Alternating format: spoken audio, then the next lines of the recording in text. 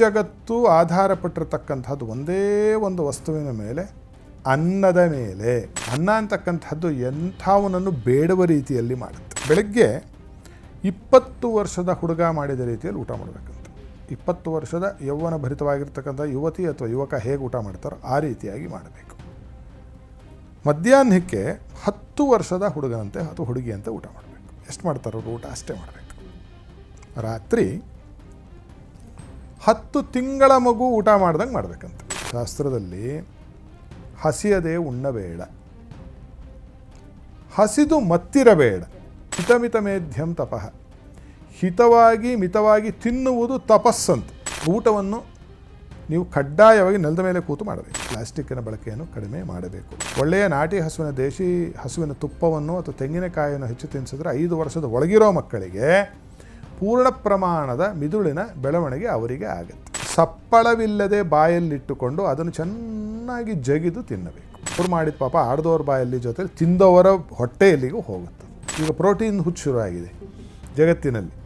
ಆ ರೀತಿಯಾಗಿ ಒಂದೊಂದು ಸೇರಿಸ್ಕೋತಾ ಇತ್ತು. ಅವೆಲ್ಲವನ್ನು ಬಿಟ್ಟು ತಂದೆ ತಾತ ಮುತ್ತಾತ ತಾಯಿ ಅಜ್ಜಿ ಮುತ್ತಜ್ಜಿ ತಿನ್ನಿ, ನಿಮ್ಮ ಆರೋಗ್ಯ ಚೆನ್ನಾಗಿರುತ್ತೆ. ನಾವು ಮೈಗೆ ಶಕ್ತಿ ಏನರಿಂದ ಬರುತ್ತೆ ಅಂದ್ಕೊಂಬಿಟ್ಟಿದ್ದೀವಿ ಅಂತ, ತಿಂಡಿಯಿಂದ ತಿನ್ನೋದ್ರಿಂದ ಬರುತ್ತೆ ಅಂತ ಅಂದ್ಕೊಂಬಿಟ್ಟಿದ್ದೀವಿ. ಇಲ್ಲ, ತಿನ್ನೋದರಿಂದ ಬರೋದು 25%. 25% ನಿಮಗೆ ಬರೋದು ಸೂರ್ಯನ ಬೆಳಕಿನಿಂದ, 25% ಬರೋದು ನೀವು ಉಸಿರಾಡುವ ಗಾಳಿಯಿಂದ, 25% ಬರುವುದು ನೀವು ಕುಡಿಯುವ ನೀರಿನಿಂದ.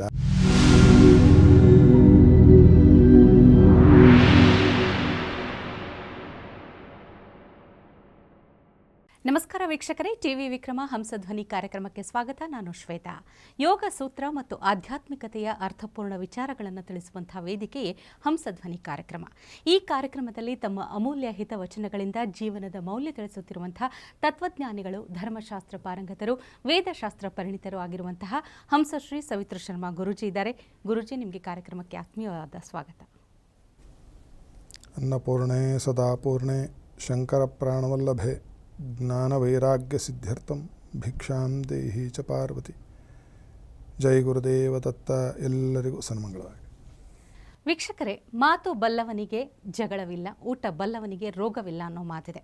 ಊಟದಲ್ಲೇ ನಮ್ಮ ಆರೋಗ್ಯ ಅಡಗಿದೆ. ಆದರೆ ಇವತ್ತಿನ ಕಾಲದ ದುರಂತ ಏನಾಗಿದೆ ಅಂದರೆ, ಅಡುಗೆ ಮನೆಯಲ್ಲಿರುವಂಥ ಆರೋಗ್ಯವನ್ನು ಆಸ್ಪತ್ರೆಯಲ್ಲಿ ಹುಡುಕ್ತಾ ಇದ್ದೀವಿ. ಹೀಗಾಗಿ ಭೋಜನದ ವಿಧಿವಿಧಾನಗಳು ಏನು ಅನ್ನೋದನ್ನು ಇವತ್ತಿನ ಸಂಚಿಕೆಯಲ್ಲಿ ತಿಳ್ಕೊಳ್ಳೋಣ. ಗುರುಜಿ, ಊಟ ಮಾಡುವಂತಹ ಪದ್ಧತಿ, ಭೋಜನದ ವಿಧಿವಿಧಾನಗಳೇನು ಅಂತ ತಿಳಿಸ್ಕೊಡಿ. ಮೊಟ್ಟ ಮೊದಲನೇದಾಗಿ ಭೋಜನ, ಊಟ, ಅನ್ನವನ್ನು ಬ್ರಹ್ಮ ಅಂತ ಕರೆದಿದೆ ವೇದ. ಒಂದು ಪಕ್ಷ, ಒಂದು ಕ್ಷಣ ಯೋಚನೆಯನ್ನು ಮಾಡಿ, ನಮಗೆ ಯಾರಿಗೂ ಹೊಟ್ಟೆ ಇಲ್ಲ, ಅನ್ನದ ಅವಶ್ಯಕತೆ ನಮಗಿಲ್ಲ ಅಂತ ಒಂದು 5 ಸೆಕೆಂಡ್ ಭಾವಿಸೋಣ. 5 ನಿಮಿಷಗಳು. ಆ ಊಟ ಮಾಡದೇ ಇದ್ದರೆ ನಮಗೆ ಸುಸ್ತು ಆಗೋದಿಲ್ಲ, ಮೈ ಕ್ಷೀಣಿಸೋದಿಲ್ಲ. ಏನಾಗ್ತಿತ್ತು? ಎಲ್ಲ ಕೆಲಸಗಳು ಬೇಡ, ವ್ಯಾಮೋಹ ಬೇಡ. ಈ ಹಂಸಧ್ವನಿ ಕಾರ್ಯಕ್ರಮನೂ ನಾನು ನಡೆಸ್ತಿರ್ಲಿಲ್ಲ ಅಲ್ವಾ? ನೀವು ಆ್ಯಂಕರಿಂಗು ಮಾಡ್ತಿರ್ಲಿಲ್ಲ, ಈ ಸ್ಟುಡಿಯೋ ಇರ್ತಿರ್ಲಿಲ್ಲ, ಕ್ಯಾಮ್ರಾಮನ್ ಇರ್ತಿರ್ಲಿಲ್ಲ, ಈ ಸಂಸ್ಥೆ ಇರ್ತಿರ್ಲಿಲ್ಲ, ಜನ ಇರ್ತಿರ್ಲಿಲ್ಲ. ಅನಾಗರಿಕತೆ ತುಂಬಿ ತುಳುಕ್ತಾ ಇತ್ತು. ಬಹುಶಃ ಸೃಷ್ಟಿ ನಿಂತೋಗ್ತಿತ್ತು. ಯಾರು ಮದುವೆನೇ ಆಗ್ತಿರ್ಲಿಲ್ಲ, ಯಾರಿಗೂ ಏನು ಬೇಡಾಗ್ತಿತ್ತು. ಅಂದರೆ ಇಡೀ ಜಗತ್ತು ಆಧಾರಪಟ್ಟಿರತಕ್ಕಂಥದ್ದು ಒಂದೇ ಒಂದು ವಸ್ತುವಿನ ಮೇಲೆ, ಅನ್ನದ ಮೇಲೆ. ಅದು ವೆಜಿಟೇರಿಯನ್ ಆಗಿರಬಹುದು, ನಾನ್ ವೆಜಿಟೇರಿಯನ್ ಆಗಿರ್ಬೋದು, ಕಾಂಟಿನೆಂಟಲ್ ಆಗಿರ್ಬೋದು, ಚೈನೀಸ್ ಆಗಿರಬಹುದು, ಥೈ ಆಗಿರಬಹುದು. ಎಲ್ಲರನ್ನು ತಕತೈ ಅಂತ ಕುಣಿಸ್ತಾ ಇರೋ ಕಾರಣ ಒಂದೇ ಒಂದು ಯಾವುದು ಅಂದರೆ ಅನ್ನ ಅಂತಕ್ಕಂತಹ ಒಂದು ವಸ್ತು.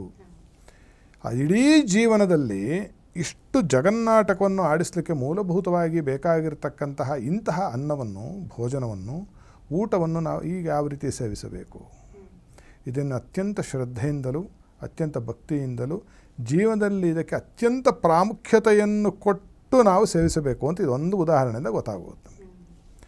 ಕೋಟ್ಯಾಧಿಪತಿ ಆಗಿರಬಹುದು, ನೀವು ಬಂಗಾರ ತಿನ್ನಲಿಕ್ಕೆ ಆಗೋದಿಲ್ಲ ಅಲ್ವಾ? ಒಂದೇ ಒಂದು ಹಿಡಿ ಅನ್ನಕ್ಕಾಗಿ ಇಷ್ಟು ನಾವು ಜಗನ್ನಾಟಕವನ್ನು ಭಗವಂತ ನಡೆಸ್ತಾ ಇದ್ದಾನೆ ಅಂತಕ್ಕಂಥದ್ದು ನಮಗೆ ವೇದ್ಯವಾಗಿ ಹೋಗಿ, ಅದಕ್ಕೆ ಅನ್ನಪೂರ್ಣೇಶ್ವರಿ ಬಳಿ ಹೋಗಿ ಸಾಕ್ಷಾತ್ ಯಾರೋ ಪರಮೇಶ್ವರನೇ ಭಿಕ್ಷೆ ಎತ್ಬಿಟ್ಟ ಬ್ರಹ್ಮ ಕಪಾಲದಲ್ಲಿ ಅಂತ ಒಂದು ಕಥೆಯೂ ಕೂಡ ಇದೆ. ಅನ್ನಪೂರ್ಣಾಂಬ ಅದರಲ್ಲಿ ಪಾಯಸ ಹಾಕಿದ ತಕ್ಷಣ ಅದು ಕೈಗೆ ಅಂಟ್ಕೊಂಡಿದ್ದು ಬ್ರಹ್ಮ ಕಪಾಲ ಬಿಟ್ಟು ಹೋಯಿತು, ಅದು ನಿಮಗೆ ಎಸೆದ ಒಂದು ಕಡೆ ಬಿದ್ದೋಯ್ತು ಅಂತ ಹೇಳಿ ಒಂದು ಪುರಾಣದ ಗಾಥೆ ಇದೆ. ಅರ್ಥ ಏನು? ಅನ್ನ ಅಂತಕ್ಕಂಥದ್ದು ಎಂಥವನನ್ನು ಬೇಡುವ ರೀತಿಯಲ್ಲಿ ಮಾಡುತ್ತೆ. ಇಷ್ಟೆಲ್ಲ ಮಾಡ್ತಾ ಇರ್ತಕ್ಕಂಥದ್ದು ಅನ್ನ ಬೇಕು ಅಂತಲೇ ಆ ಫೆಸೈಡಲ್ಲಿ ಅನ್ನ ಅಂತಕ್ಕಂಥದ್ದು ಮುಂದಿಟ್ಕೊಂಡ್ಬಿಟ್ಟು ನಾವು ಅದಕ್ಕೆ ವ್ಯಾಪಾರ ಅಂತನೋ ಶಾಸ್ತ್ರ ಅಂತನೋ ವೈದ್ಯ ಅಂತನೋ ಎಲ್ಲ ಮಾಡ್ತಾ ಇರ್ತಕ್ಕಂಥದ್ದು ಯಾವುದಕ್ಕೋಸ್ಕರ? ಅನ್ನಕ್ಕೋಸ್ಕರ ಮಾತ್ರವಾಗಿ. ಈಗ ಈ ಭೋಜನವನ್ನು ಹೇಗೆ ಮಾಡಬೇಕು ಅಂತಂದರೆ, ಸಾಮಾನ್ಯವಾಗಿ ಲೌಕಿಕ ಒಂದು ದೃಷ್ಟಿಕೋನದಿಂದ ನಾವು ನೋಡಿದಾಗ ಊಟವನ್ನು 3 ಹೊತ್ತು ಮಾಡ್ತಕ್ಕಂಥ ಒಂದು ಪದ್ಧತಿ ಇದೆ. ಬೆಳಗ್ಗೆ, ಮಧ್ಯಾಹ್ನ ಮತ್ತು ಸಂಜೆ. ಇದೇನು ಹೇಳುತ್ತೆ ಅಂದರೆ, ಬೆಳಗ್ಗೆ 20 ವರ್ಷದ ಹುಡುಗ ಮಾಡಿದ ರೀತಿಯಲ್ಲಿ ಊಟ ಮಾಡಬೇಕಂತ. 20 ವರ್ಷದ ಯೌವನ ಭರಿತವಾಗಿರ್ತಕ್ಕಂಥ ಯುವತಿ ಅಥವಾ ಯುವಕ ಹೇಗೆ ಊಟ ಮಾಡ್ತಾರೋ ಆ ರೀತಿಯಾಗಿ ಮಾಡಬೇಕು. ಮಧ್ಯಾಹ್ನಕ್ಕೆ 10 ವರ್ಷದ ಹುಡುಗನಂತೆ ಅಥವಾ ಹುಡುಗಿಯಂತೆ ಊಟ ಮಾಡಬೇಕು. ಎಷ್ಟು ಮಾಡ್ತಾರೋ ಊಟ ಅಷ್ಟೇ ಮಾಡಬೇಕು. ರಾತ್ರಿ 10 ತಿಂಗಳ ಮಗು ಊಟ ಮಾಡ್ದಂಗೆ ಮಾಡಬೇಕಂತ. ಅದು ಹಸುಗೂಸು ಅದೇನು ಮಾಡುತ್ತೆ? ಒಂದಷ್ಟು ಹಾಲು ಕುಡಿಯುತ್ತದು, ಒಂದಿಷ್ಟು ಹಣ್ಣು ತಿಂದೀತು. ಆ ರೀತಿಯಾಗಿ ಊಟವನ್ನು ಮಾಡ್ತಾ ಬಂದರೆ ಏನಾಗುತ್ತೆ? ನೀವು ಹೇಳಿದ ಹಾಗೆ ಊಟ ಬಲ್ಲವನಿಗೆ ರೋಗವಿಲ್ಲ ಅಂತಕ್ಕಂಥದ್ದು ಆಗುತ್ತೆ. ಭಗವದ್ಗೀತೆಯಲ್ಲಿ ಶ್ರೀಕೃಷ್ಣ ಪರಮಾತ್ಮ ಅದ್ಭುತವಾದ ಒಂದು ವಚನವನ್ನು ನಮ್ಮೆಲ್ಲರಿಗೂ ಕೊಟ್ಟಿದ್ದಾನೆ. ಅಹಂ ವೈಶ್ವಾನರೋ ಭೂತ್ವ ಪ್ರಾಣಿನಾಂ ದೇಹಮಾಶ್ರಿತಃ ಪ್ರಾಣಾಪಾನ ಸಮಾಯುಕ್ತ ಪಚಾಮ್ಯನ್ನಂ ಚತುರ್ವಿಧಂ. ಭಕ್ಷ್ಯ, ಭೋಜ್ಯ, ಲೇಹ್ಯ, ಲೇಹ್ಯ ಮತ್ತು ಚೋಷ್ಯ ಅಂತ 4 ವಿಧದ ಊಟ ಇರೋದು ಶಾಸ್ತ್ರದಲ್ಲಿ. ಈ 4ನ್ನು ಕೂಡ ವೈಶ್ವಾನರನಾಗಿ ನಾನು ಪ್ರತಿಯೊಂದು ಪ್ರಾಣಿಯಲ್ಲೂ ನಾನು ಅವನ ಹೊಟ್ಟೆಯಲ್ಲಿದ್ದು ನಾನು ಜೀರ್ಣವನ್ನು ಮಾಡಿ ನಾನು ಅದನ್ನು ಸ್ವೀಕಾರ ಮಾಡ್ತಾ ಇದ್ದೇನೆ ಅಂತ ಇದರ ಅಂತರ್ಭಾವ. ಅದನ್ನು ಜೀರ್ಣ ಮಾಡಿ ಅದನ್ನು ನಮಗೆ ರಕ್ತಗತ ಮಾಡಿ ರಕ್ತಗಳಿಂದ ನಮಗೆ ಎಲ್ಲ ಅಂಗಾಂಗಗಳಿಗೂ ಎಲ್ಲ ಜೀವಕೋಶಗಳಿಗೂ ಹೋಗಿ ದೇಹದ ಒಂದು ಸಂರಕ್ಷಣೆಯನ್ನು ಮಾಡ್ತಾ ಇರತಕ್ಕಂತಹ ಒಂದೇ ಒಂದು ಅಗ್ನಿ ಯಾವುದು ಅಂದರೆ ಅದು ವೈಶ್ವಾನರ ಅಗ್ನಿ. ಆ ವೈಶ್ವಾನರ ಯಾರು ಅಂತಂದರೆ ಸಾಕ್ಷಾತ್ ಶ್ರೀಮನ್ ಮಹಾವಿಷ್ಣು. ಅದನ್ನು ಹೇಳಿದ್ದು ಯಾರು ಅಂದರೆ ಪೂರ್ಣ ಮಹಾವಿಷ್ಣುವಿನ ಪೂರ್ಣ ಸ್ವರೂಪ ಪೂರ್ಣಾವತಾರವಾಗಿರ್ತಕ್ಕಂತಹ ಜಗದ್ಗುರುವಾಗಿರ್ತಕ್ಕಂಥ ಶ್ರೀಕೃಷ್ಣ ಪರಮಾತ್ಮ ನಮಗೆ ಹೇಳಿಕೊಟ್ಟಿದ್ದಾನೆ. ಅದರ ಅರ್ಥ ಏನು? ದೇವರಿಗೆ ಉಣ ಬಡಿಸ್ತಿದ್ದೀವಿ ಅಂತ ಅದರ ಅರ್ಥ. ಹೊಟ್ಟೆಯಲ್ಲಿ ವೈಶ್ವಾನರಾಗ್ನಿ ಇದೆ ಅಂತಂದರೆ ಅದಕ್ಕೆ ನಾವು ಊಟ ಮಾಡ್ತೀವಲ್ಲ, ಇದು ಊಟ ಅಲ್ಲ, ಇದು ನಿತ್ಯ ಹೋಮ. ನಮಗೆ ನಾವು ಪ್ರತಿನಿತ್ಯ ಮಾಡಬೇಕಾಗಿರ್ತಕ್ಕಂಥ ಹೋಮ ಆಗಿದೆ. ಹೋಮವನ್ನು ಹೇಗೆ ಮಾಡ್ತೀವಿ? ಆ ರೀತಿಯಾಗಿ ಊಟವನ್ನು ಮಾಡಬೇಕು. ಶಾಸ್ತ್ರದಲ್ಲಿ ಏನು ಹೇಳುತ್ತೆ ಅಂತಂದರೆ, ಪಾದರಕ್ಷೆಯನ್ನು ಧರಿಸಿ, ಕಾಲು ಚೀಲವನ್ನು ಧರಿಸಿ, ಪಾದರಕ್ಷೆ ಕಾಲು ಚೀಲ ಎರಡೂ ಒಂದೇ, ಹಾಗೂ ಕೈಕಾಲನ್ನು ತೊಳೆಯದೆ ಊಟ ಮಾಡುವ ಪದ್ಧತಿ ಸನಾತನ ಧರ್ಮದಲ್ಲಿ ಇಲ್ಲ. ನೀವೆಷ್ಟೇ ಬ್ಯುಸಿಯಾಗಿರಿ, ಇದೊಂದು ಚೆನ್ನಾಗಿ ಜ್ಞಾಪಕ ಇಟ್ಕೊಳ್ಳಿ. ಊಟಕ್ಕೋಸ್ಕರ ನೀವು ಇದೆಲ್ಲ ಮಾಡ್ತಿದ್ದೀರಾ ಅನ್ನೋದೊಂದು ಜ್ಞಾಪಕ ನಮಗೆ ಇದ್ದುಬಿಟ್ರೆ ಬೀದಿಯ ಬದಿಯಲ್ಲಿ ತಿಂತಕ್ಕಂತಹ ಯಾವ ಪದ್ಧತಿಗಳು ಇರಲಿಲ್ಲ ಹಿಂದೆ. ಅತ್ಯಂತ ಶ್ರದ್ಧಾ, ವಿಶ್ವಾಸ, ಭಕ್ತಿಯಿಂದ ಅದನ್ನು ಕುಳಿತುಕೊಳ್ಳುವ ಒಂದು ಆಸನವೂ ಉಂಟು. ಊಟಕ್ಕೆ ಹೇಗಂದ್ರಾಗಿ ಕುಳಿತುಕೊಳ್ಳುವ ಹಾಗಿಲ್ಲ. ಅದನ್ನು ಬಹಳ ಸುಖಾಸನದಲ್ಲಿ ಚಕ್ಕಮಟ್ಲು ಅಂತೀವಿ ನೋಡಿ ಆಡುಭಾಷೆಯಲ್ಲಿ, ಆ ರೀತಿಯಾಗಿ ನೆಲದ ಮೇಲೆ ಕೂತು ಸ್ಕ್ವಾಟಿಂಗ್ ಅಂತಾರೆ. ಕೂತೇ ಊಟ ಮಾಡಿದ್ರೆ ಏನಾಗುತ್ತೆ ಅಂತಂದರೆ ಜಾಠರಾಗ್ನಿ ಹೆಚ್ಚಾಗುತ್ತೆ. ಚೇರ್ ಮೇಲೆ, ಟೇಬಲ್ ಮೇಲೆ ಹೀಗೆ ಕೂತು ಊಟ ಮಾಡಿದ್ರೆ ಜಾಠರಾಗ್ನಿ ಕಡಿಮೆ ಆಗುತ್ತೆ. ರಕ್ತ ಪರಿಚಲನೆ ವ್ಯವಸ್ಥೆಯೇ ಬದಲಾಗುತ್ತೆ. ನೀವು ಕೆಳಗೆ ಕೂತಾಗಲೂ ಕಾಲನ್ನು ಮಡಚಿಕೊಂಡು ಹೇಗೆ ಪದ್ಮಾಸನ, ಬದ್ದರೆ ಸಿದ್ಧಾಸನ, ಸುಖಾಸನಾದಿಗಳಲ್ಲಿ ಕುಳಿತುಕೊಂಡಾಗ್ಯೂ ಕಾಲು ಹೀಗೆ ಬಿಟ್ಟಾಗ ಕುಳಿತುಕೊಂಡಾಗಲೂ ಏನಾಗುತ್ತೆ ಅಂತಂದರೆ ಸ್ಟ್ಯಾಟಿಸ್ ಅಂತ ಆಗೋಗುತ್ತೆ. ಕಾಲು ಊದುತ್ತೆ ನೋಡಿ ಸುಮಾರು ಜನರಿಗೆ. ರಕ್ತ ಪರಿಚಲನೆ ಅಧೋಮುಖವಾಗಿ ಹೆಚ್ಚಾಗೋದ್ರಿಂದ ಜೀರ್ಣಕ್ರಿಯೆ ನಿಧಾನ ಆಗಿ ಅದರಿಂದ ಗ್ಯಾಸ್ಟ್ರೈಟಿಸ್ ಬಂದು, ಅದರಿಂದ ತಿರುಗಿ ಮೂಲವ್ಯಾಧಿ ಬಂದು, ಅದರಿಂದ ಅಲ್ಸರ್ಗಳಾಗಿ, ಅದರಿಂದ ಅರುಚಿ ಅಂದರೆ ಏನರಲ್ಲೂ ತಿನ್ನಲಿಕ್ಕೆ ಇಷ್ಟ ಇರೋದಿಲ್ಲ ಅವರಿಗೆ. ಈ ಹಳಬರನ್ನು ಅಥವಾ ಈಗ ಒಂದು 70-75 ವರ್ಷ ನೋಡಿ ಈಗಲೂ ಕಲ್ಲು ತಿಂದು ಜೀರ್ಣಿಸ್ಕೋತಾರೆ. ಈಗಿನ ಕಾಲದಲ್ಲಿ ಮಹಾಶ್ಚರ್ಯ ಆಗೋದೇನು ಅಂದರೆ, ಮೊನ್ನೆ ಯಾರೊಬ್ಬರು ಬಂದಿದ್ದರು, ಆ ಹುಡುಗನಿಗೆ 22 ವರ್ಷ ರಿಫ್ಲೆಕ್ಸ್ ಗ್ಯಾಸ್ಟ್ರೈಟಿಸ್ ಆಗಿದೆ ಅಂತ ಹೇಳ್ತಾರೆ. ಏನು ಹೇಳೋಣ? 22 ವರ್ಷದ ಹುಡುಗರಿಗೆ ಗ್ಯಾಸ್ಟ್ರೈಟಿಸ್ ಅಂದರೆ ನಂಬಲಿಕ್ಕೆ ಆಗದೇ ಇರತಕ್ಕಂತಹ ಒಂದು ಪರಿಸ್ಥಿತಿ. ಚಿಕ್ಕ ಮಕ್ಕಳಿಗೆ ಗ್ಯಾಸ್ಟ್ರೈಟಿಸ್ ಅಂತೆ. ಈ ರೀತಿಯಲ್ಲಾಗಿರೋ ಕಾರಣ ಏನು ಅಂದರೆ, ನಾವು ಆಹಾರವನ್ನು ಸೇವಿಸಬೇಕಾದ್ರೆ ಅದು ನೋಡ್ತಾ ಇರ್ತಕ್ಕಂಥ ದೃಷ್ಟಿಕೋನವನ್ನು. ಅದೇನು ಹೇಳುತ್ತೆ ಅಂದರೆ ಶಾಸ್ತ್ರದಲ್ಲಿ, ಹಸಿಯದೇ ಉಣ್ಣಬೇಡ, ಹಸಿದು ಮತ್ತಿರಬೇಡ. ಅಂದರೆ ಹಸುವಾಗಿ ಸುಮ್ಮನೆ 9 ಆಯ್ತಾ ತಿಂದ್ಬಿಡೋಣ, ಅದಲ್ಲ. ಯಾವ ಪ್ರಾಣಿ ಪಕ್ಷಿಗಳು ನೋಡಿ, ಸಿಂಹವೂ ಕೂಡ ಅದು ಹೊಟ್ಟೆ ತುಂಬಿದರೆ ಪಕ್ಕದಲ್ಲಿ ಒಂದು ಜಿಂಕೆ ಮರಿ ಓಡಾಡಿದ್ರು ಅದನ್ನು ನೆಕ್ಕತ್ತೆ ಬಿಟ್ಟರೆ ತಿನ್ನಲ್ಲ. ಅದು ಹೊಟ್ಟೆ ತುಂಬಿದ ಅಂದರೆ ನಿಮಗೆ ಹಸಿವಿಲ್ಲದೆ ಇದ್ದದ್ದು ತಿನ್ನಬಾರ್ದು. ಎಲ್ಲ ಪ್ರಾಣಿಗಳಾಗಿದ್ದು ಮಹಾ ಬುದ್ಧಿವಂತರು ನಾವು. ಮನುಷ್ಯ ಪ್ರಾಣಿ ಮೇಧಾವಿ, ದೊಡ್ಡದಾಗಿರ್ತಕ್ಕಂತಹ ಒಂದು ಬ್ರೈನು, ಮಸ್ತಿಷ್ಕ ಇದೆ, ನಮಗೆ ಮೆದುಳಿದೆ. ಇವನು ಬಹಳ ಭಾವಜೀವಿ ಅನ್ನೋದು ಬಿಟ್ಟು ಏನಾಗಿದೆ ಅಂದರೆ ಬೇರೆ ಜೀವಿ, ಬಾವಿಯಲ್ಲಿರುವ ಜೀವಿ ಆಗಿ ಬಿಟ್ಟಿದ್ದಾನೆ. ಹಸಿದೇ ತಿನ್ನಬಾರ್ದು, ಹಸಿದ ತಕ್ಷಣ ಏನಾದರೂ ತಿನ್ನಲೇಬೇಕು. ಅದೇನು ಹೇಳುತ್ತೆ ಅಂದರೆ ಶಾಸ್ತ್ರದಲ್ಲಿ ನಮ್ಮ ಜಗದ್ಗುರುವರಿಯರು ಹೇಳ್ತಿದ್ರು ನನಗೆ, ನಮ್ಮ ಗುರುವರಿಯರು, ಹಿತಮಿತ ಮೇಧ್ಯಂ ತಪಃ, ಹಿತವಾಗಿ ಮಿತವಾಗಿ ತಿನ್ನುವುದು ತಪಸ್ಸಂತ ನಮ್ಮ ಗುರುಗಳು ಹೇಳಿದರು. ಒಬ್ಬರು ಮಹಾನುಭಾವರು, ಅವರು ಊಟನೇ ಮಾಡ್ತಿರಲಿಲ್ಲ, ಅದು ಅವರ ಆಯ್ಕೆ, ಮಹಾನ್ ತಪಸ್ಸುಗಳು, ಅವ್ರ ಬಗ್ಗೆ ಹೇಳುವ ಯಾವ ಯೋಗ್ಯತೆಯೂ ನನಗಿಲ್ಲ. ಉದಾಹರಣೆಗೆ ಇದು ಯಾವಾಗ ಹೇಳಿದ್ರು ನಮ್ಮ ಗುರುಗಳು ಅನ್ನೋದು, ಬಹಳ ದೇಹ ಕ್ಷೀಣಿಸ್ತು, ಅನಾರೋಗ್ಯ ಆಯಿತು, ಅವರ ಒಂದು ಮುಗೀತು. ನಾವು ಹೋಗಿ ನಮ್ಮ ಜಗದ್ಗುರುಗಳಿಗೆ ಮಾತನ್ನು ಹೇಳಿದ ತಕ್ಷಣ ಅವರು ಏನೂ ಹೇಳಲಿಲ್ಲ, ಒಂದೇ ಒಂದು ಈ ಸಾಲನ್ನು ಹೇಳಿದರು, ಹಿತಮಿತ ಮೇಧ್ಯಂ ತಪಃ ಅಂತ ಹೇಳಿದೆಯಲ್ಲಪ್ಪ ಅಂದ್ಬಿಟ್ಟು ಹೊರಟೋದ್ರು. ಅಂದರೆ ಹಿತವಾಗಿ ಮಿತವಾಗಿ ಅಂತ ಹೇಳಿದೆ ಬಿಟ್ಟರೆ ಇಷ್ಟು ಉಪವಾಸ ಮಾಡುವಂತ ಎಲ್ಲಿ ಹೇಳಿದೆ ಅಂತ ಅವರ ಭಾವ. ಶಾಸ್ತ್ರದ ವಚನ ಹೇಳಿದ್ದು, ಅವ್ರದ್ದು ಸ್ವಂತ ಏನೂ ಹೇಳಲಿಲ್ಲ. ಆ ರೀತಿಯಾಗಿ ನಮ್ಮ ಮೈಗೆ ಹಿತವಾಗಿರ್ತಕ್ಕಂಥದ್ದು ಮಿತವಾಗಿ ತಿನ್ನಬೇಕು. ಹೆಚ್ಚು ತಿಂದರೆ ಏನಾಗುತ್ತೆ, ಅದು ವಿಷವಾಗಿ ಪರಿಣಮಿಸುತ್ತೆ. ಹೆಚ್ಚಾಗಿ ತಿನ್ನಬಾರದು. ಮುಕ್ಕಾಲು ಹೊಟ್ಟೆ ತಿನ್ನಬೇಕಂತೆ, ಕಾಲು ಹೊಟ್ಟೆ ಖಾಲಿ ಬಿಡಬೇಕಂತೆ. ಬೆಳಗ್ಗೆ ಮಧ್ಯಾಹ್ನ ಅರ್ಧ ಹೊಟ್ಟೆ ತಿನ್ನಬೇಕಂತೆ, ಅರ್ಧ ಹೊಟ್ಟೆ ಖಾಲಿ ಬಿಡಬೇಕಂತೆ. ರಾತ್ರಿ ಕಾಲು ಹೊಟ್ಟೆ ತಿನ್ನಬೇಕಂತೆ, ಮುಕ್ಕಾಲು ಹೊಟ್ಟೆ ಖಾಲಿ ಬಿಡಬೇಕಂತೆ. ಈ ರೀತಿ ಮಾಡಿದಾಗ ಏನಾಗುತ್ತೆ, ನಾವು ಒಂದು ದಿನದಲ್ಲಿ 1.5 ಊಟ ಮಾಡಿದ ಹಾಗಾಗುತ್ತೆ, 1.5 ಉಪವಾಸ ಮಾಡಿದ ಹಾಗಾಗುತ್ತೆ. ಆವಾಗ ಆರೋಗ್ಯ ನಮಗೆ ಬಹಳ ಉತ್ತಮವಾಗಿರುತ್ತೆ ಅಂತಕ್ಕಂಥದ್ದು. ಇದು ಆರೋಗ್ಯದ ದೃಷ್ಟಿಕೋನ. ಮತ್ತು ಪ್ರಪಂಚ ನಿಂತಿರೋದೇ ಅನ್ನದ ಮೇಲೆ ಅಂತ ಹೇಳಿದ್ದಾಯಿತು. ಈಗ ಮುಖ್ಯವಾಗಿರೋ ವಿಚಾರಕ್ಕೆ ಬರೋಣ. ಊಟವನ್ನು ಹೇಗೆ ಮಾಡಬೇಕು? ಊಟವನ್ನು ನೀವು ಕಡ್ಡಾಯವಾಗಿ ನೆಲದ ಮೇಲೆ ಕೂತು ಮಾಡಬೇಕು. ಕಡ್ಡಾಯವಾಗಿ ನೆಲದ ಮೇಲೆ ಕುಳಿತು ಮಾಡಬೇಕು. ಊಟವನ್ನು ಮಾಡೋದಕ್ಕಿಂತ ಮುಂಚೆ ಪಂಚಾರ್ದ್ರ ಭೋಜನ ಅಂತ ಹೇಳಿದೆ ಶಾಸ್ತ್ರದಲ್ಲಿ. ಅಂದರೆ 5 ಅಂಗಗಳು ನೆನೆಸಿಕೊಂಡು ಊಟ ಮಾಡಬೇಕು, ನೆಂದಿರಬೇಕಂಥದ್ದು. ಯಾವುದು ಅಂದರೆ ನಿಮ್ಮ 2 ಕಾಲುಗಳು, 2 ಕೈಗಳು, ಬಾಯಿ. ಅದನ್ನು ಒರೆಸ್ಕೋಬಾರ್ದು, ಕೈಯನ್ನು ಕಾಲನ್ನು ಕೊಡುಕೋಬೇಕಷ್ಟೇ. ಹಿಂಗೆ ಕೊಡುಬಿಟ್ಟು ಕಾಲನ್ನು ಹಾಗೇ ನೀವು ಸುಖಾಸನದಲ್ಲಿ ಕೂತು ಮುಂದಗಡೆ ಒಂದು ತಟ್ಟೆಯೋ ಅದೋ ಏನು ಸ್ಟೀಲ್ ತಟ್ಟೆಯೋ ಒಂದು ಪ್ರತೀತಿಯನ್ನು ಬಿಟ್ಟು ನಾವು ಹೊರಗೆ ಬರಬೇಕು. ನಮ್ಮ ಸಮಾಜ ಸಾಕಾಗಿದೆ, ಎಲ್ಲ ರೋಗ ರುಜಿನಗಳು ಬಂದು. ಆಮೇಲೆ ಬಾಟ್ಲಲ್ಲಿ ನೀರು ಕುಡಿಯತಕ್ಕಂಥದ್ದನ್ನು ಕಡಿಮೆ ಮಾಡಬೇಕು. ಗಾಜಲ್ಲಿ ಪರವಾಗಿಲ್ಲ, ಬಾಟ್ಲ್ ನೀರನ್ನು ಬಿಡಬೇಕು. ಪ್ಲಾಸ್ಟಿಕ್ಕಿನ ಬಳಕೆಯನ್ನು ಕಡಿಮೆ ಮಾಡಬೇಕು. ಅದರ ಅಂಶಗಳು ಒಳಗೆ ಹೋಗಿ ಆರೋಗ್ಯ ಕೆಟ್ಟಿದೆ ಅಂತ ಇತ್ತೀಚಿನ ಸಂಶೋಧನೆಗಳು ಹೇಳಿದೆ. ಆನಂತರದಲ್ಲಿ ಅಡುಗೆಯನ್ನು ಬಡಿಸಿದ ನಂತರದಲ್ಲಿ ನೀವು ತಿನ್ನೋದಕ್ಕಿಂತ ಮುಂಚಿತವಾಗಿಯೇ ಮನೆಯಲ್ಲಿ ಮಾಡಿದ ಯಾವುದೇ ಅಡುಗೆ ಆಗಿರಲಿ, ಅದು ಅನ್ನ ಆಗಿರಲಿ, ರೊಟ್ಟಿ ಆಗಿರಲಿ, ಚಪಾತಿ ಆಗಿರಲಿ, ಅಥವಾ ನೀವು ಮಾಡಿರ್ತಕ್ಕಂಥ ಹೋಳಿಗೆ ಆಗಿರಲಿ, ಮಾಂಸಾಹಾರ ಆಗಿರಲಿ, ಒಂದು ಸ್ವಲ್ಪವನ್ನು ತೆಗೆದುಕೊಂಡು ಯಾವುದಾದರೂ ಒಂದು ಎಲೆಯಲ್ಲಿ ತೆಗೆದುಕೊಂಡು ಹೋಗಿ ಮನೆಯ ಹೊರಭಾಗದಲ್ಲೋ ಮನೆಯ ಮೇಲ್ಭಾಗದಲ್ಲೋ ಎಲ್ಲ ಭೂತಗಳಿಗೂ ಸಂತೃಪ್ತಿಯಾಗಲಿ ಅಂತ ಹೇಳಿ ಅದು ಕ್ಷೇತ್ರ ಬಲಿ ಅಂತ ಹೆಸರು. ಕ್ಷೇತ್ರ ಅಂದ್ರೇನು? ನಾವಿರ್ತಕ್ಕಂತಹ ಸ್ಥಳ ಕ್ಷೇತ್ರ, ಅಲ್ಲೊಂದು ಶಕ್ತಿ ಇರುತ್ತೆ, ಅದು ಕ್ಷೇತ್ರ ಪಾಲಕ ಶಕ್ತಿ ಅಂತ ಹೆಸರು. ಅದಲ್ಲಿಟ್ಟಾಗ ಏನಾಗುತ್ತೆ ಅಂತಂದರೆ ಘೃದ್ರ ವಾಯುಸ ರೂಪೇಣ, ಹದ್ದಾಗಿಯೋ, ಅದು ಒಂದು ಕಾಗೆಯಾಗಿಯೋ, ಒಂದು ಗುಬ್ಬಚ್ಚಿಯಾಗಿಯೋ, ಇನ್ನೊಂದಾಗಿಯೋ, ನೀವೇನು ಪ್ರಾಣಿ ಕಳ್ಕೊತೀರೋ ಅದಾಗಿಯೋ, ನಾಯಿಯಾಗಿಯೋ, ಅದು ಬಂದು ಅದನ್ನು ಭಕ್ಷಣೆ ಮಾಡಿ ಹೋಗುತ್ತೆ ಅಂತಕ್ಕಂಥದ್ದು ಅನಾದಿ ಕಾಲದಿಂದ ಅನುಭವಸ್ಥರು ಹೇಳಿರ್ತಕ್ಕಂತಹ ಮಾತು. ಆ ಭೂತ ಬಲಿಹರಣ ಮಾಡದೆ ಊಟ ಮಾಡುವ ಹಾಗಿಲ್ಲ. ಇದಕ್ಕೆ ವೈಶ್ವದೇವ ಬಲಿಹರಣ ಅಂತ ಇತ್ತು ಹಿಂದೆ, ಈಗ ಎಲ್ಲೂ ಬಹಳ ಬೆರಳಿಕೆ ಜನ ಮಾಡ್ತಾ ಇದ್ದಾರೆ. ಅದರಲ್ಲಿ ಇದ್ದಿದ್ದೇನು ಅಂತಂದರೆ ಆ ರೀತಿಯಾಗಿ ವೈಶ್ವದೇವ ಬಲಿಹರಣ ಸುಮಾರು ದೇವತೆಗಳಿಗೆ ಅರ್ಪಿಸಿ ಅದನ್ನು ತೆಗೆದುಕೊಂಡು ಹೋಗಿ ಒಂದು ಕಡೆ ಇಡ್ತಿದ್ರು. ಅದಾದ ನಂತರದಲ್ಲಿ ಒಂದು ಘಟಿ ಕಾಲ ಮನೆ ಮುಂದೆ ನಿಂತಿರ್ತಿದ್ರಂಥವ್ರು ವೈಶ್ವದೇವ ಮಾಡಿದಿರ್ತಕ್ಕಂಥವ್ರು. ನಮ್ಮ ತಂದೆಯವರು ಹೇಳೋರು, ನಮ್ಮ ತಾತವ್ರು ಮಾಡೋದು ಹೆಂಗೆ ಮಾಡ್ತಿದ್ರು ಅಂತ. 24 ನಿಮಿಷಗಳು ಯಾವ ಅತಿಥಿಯು ಬರದೇ ಇದ್ದರೆ ನಿರೀಕ್ಷಣೆ ಮಾಡಿ ಆನಂತರದಲ್ಲಿ ಹೋಗಿ ಊಟ ಮಾಡ್ತಿರ್ತಕ್ಕಂತಹ ಪ್ರತೀತಿ. ಅಂದರೆ ಒಬ್ಬ ಅತಿಥಿ ಅಭ್ಯಾಗತರಿಗೆ ಊಟ ಹಾಕದೆ ಊಟ ಮಾಡುವ ಹಾಗಿಲ್ಲ ಅಂತ. ನಮಗೇನು ಕೊಡ್ತೀವೋ ಅದು ನಮ್ಮಲ್ಲಿ ಹೆಚ್ಚು ಬರುತ್ತೆ.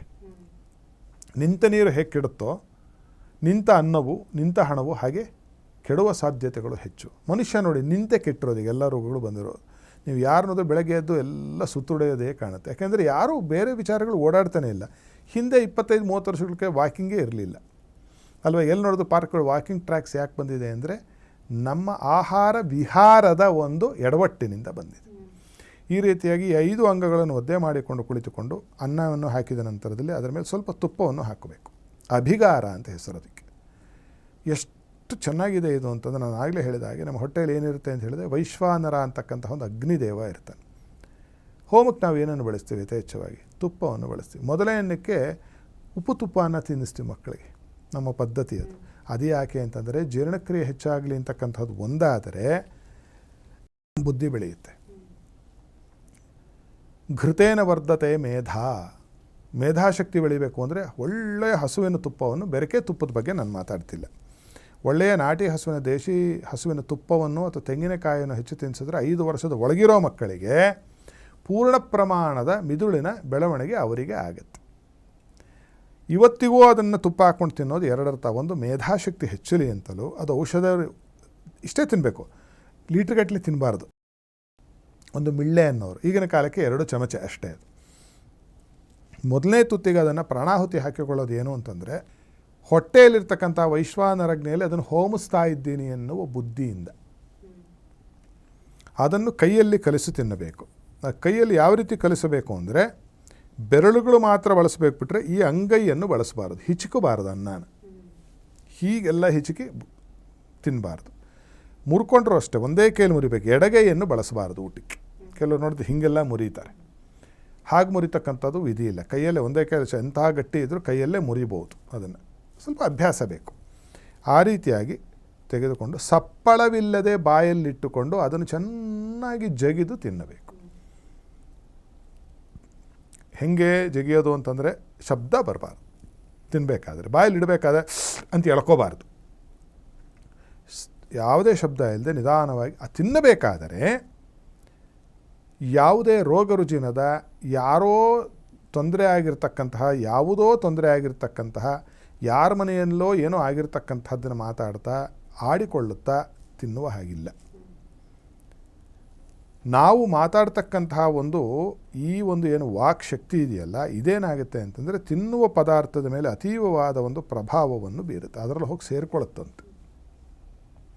ಅದಕ್ಕೆ ಕೆಟ್ಟದನ್ನು ಮಾತಾಡ್ತಾ ಊಟವನ್ನು ಮಾಡಬೇಡಿ ಅಂತ ಹೇಳೋದು. ಅದಕ್ಕೆ ಟಿ ವಿನ ನೋಡ್ತಾ ತಿನ್ನಬೇಡಿ ಅನ್ನೋದು. ಅದು ಯಾವುದೋ ಬರ್ತಿರುತ್ತೆ, ಒಂದು ಮರ್ಡರ್ ಸೀನ್, ಅದನ್ನು ನೋಡ್ಕೋತ ತಿಂದರೆ ಏನಾಯಿತು ಅಂತಂದರೆ ಅದನ್ನು ತಿಂದಿದ್ದ ಫಲ ನಮಗೆ ಬರುತ್ತೆ.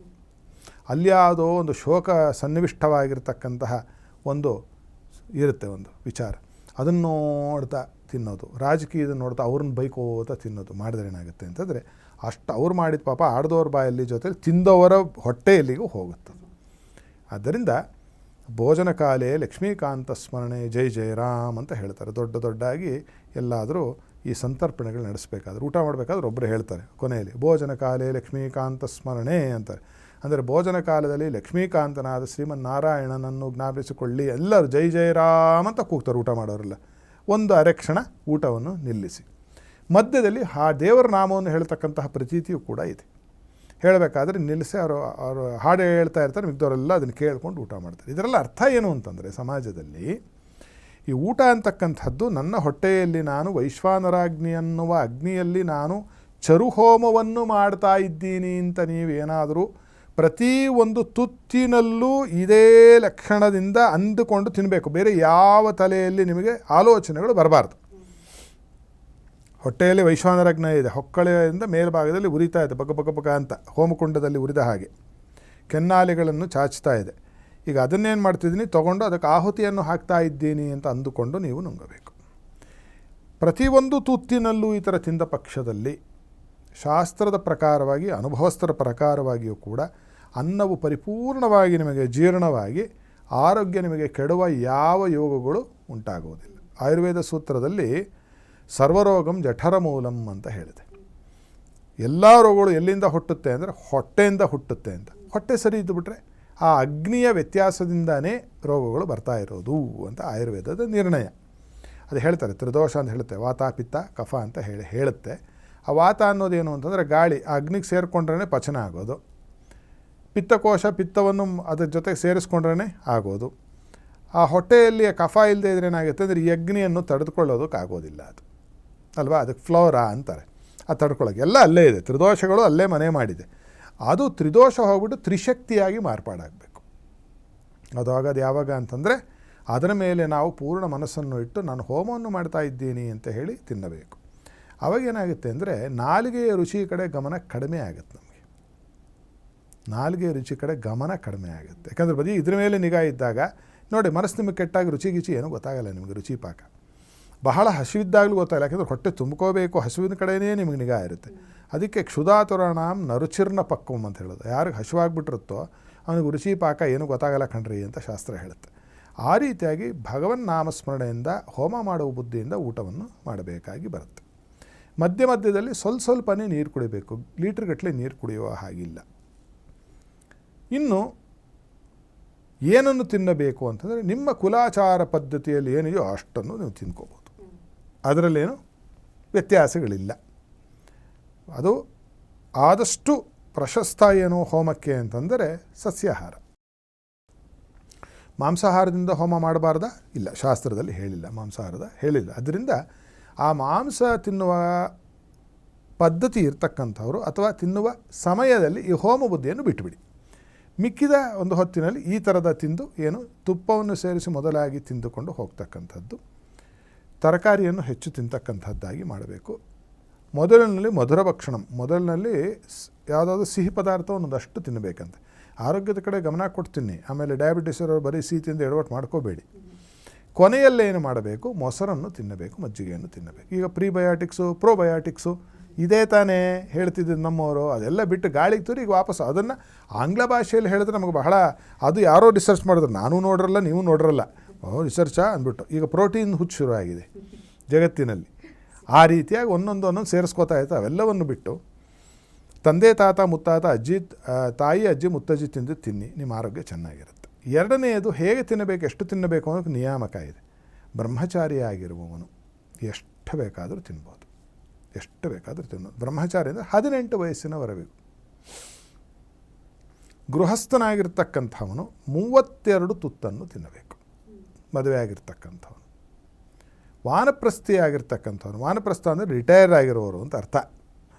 ಅವರು ಏನೇನೋ ಮಾತಾಡುವುದರ ಬದಲು ಸದ್ಗ್ರಂಥಾಧ್ಯಯನವನ್ನು ಮಾಡಿ ತಮ್ಮ ಜೀವನದ ಅನುಭವವನ್ನು, ತಮ್ಮ ಅಧ್ಯಯನದ ಒಂದು ಶಕ್ತಿಯನ್ನು ಏನು ಮಾಡಬೇಕು ಅಂದರೆ ಸಮಾಜಕ್ಕೆ ಹಂಚಬೇಕು ಅವರು. ಅದೇ ವಾನಪ್ರಸ್ಥ ಈಗಿನ ಕಾಲಕ್ಕೆ.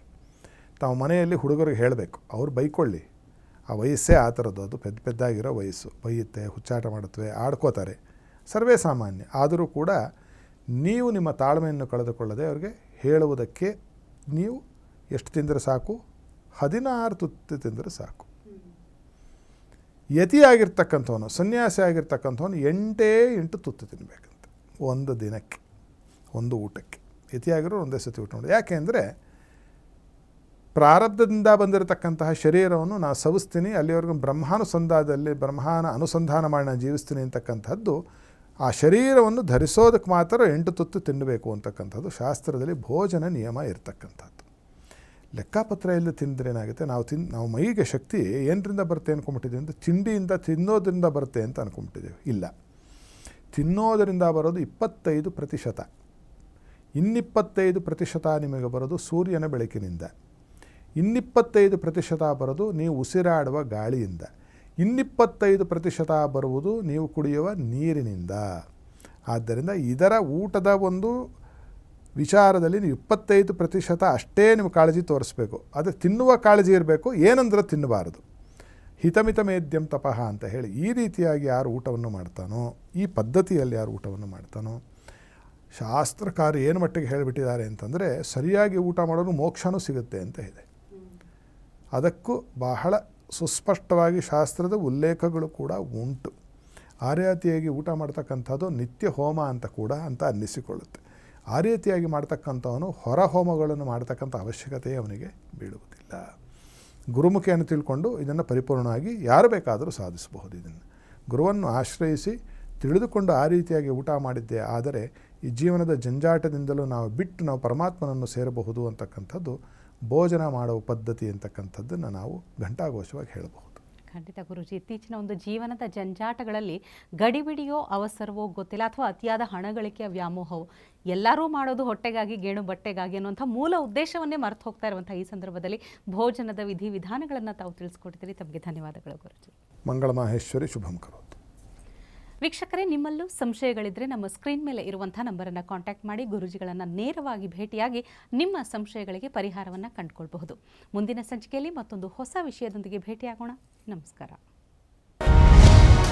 ಟಿವಿ ವಿಕ್ರಮ, ದೇಶ ನಿಮ್ಮ ಕೈಯಲ್ಲಿ. ಈ ಕಾರ್ಯಕ್ರಮ ನಿಮಗೆ ಇಷ್ಟ ಆಗಿದ್ದಲ್ಲಿ ಲೈಕ್, ಶೇರ್ ಹಾಗೂ ಕಮೆಂಟ್ ಮಾಡಿ. ಟಿವಿ ವಿಕ್ರಮದ ಕಾರ್ಯಕ್ರಮಗಳನ್ನು ನಿರಂತರವಾಗಿ ವೀಕ್ಷಿಸಲು ಸಬ್ಸ್ಕ್ರೈಬ್ ಮಾಡಿ, ಬೆಲ್ ಐಕನ್ ಒತ್ತಿ.